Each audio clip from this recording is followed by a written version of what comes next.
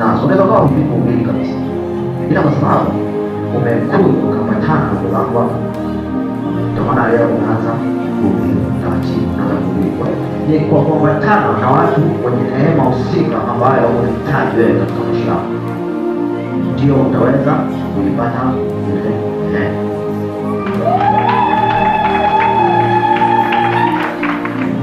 Kitu cha tatu ambacho kinamsaidia wewe kutembea katika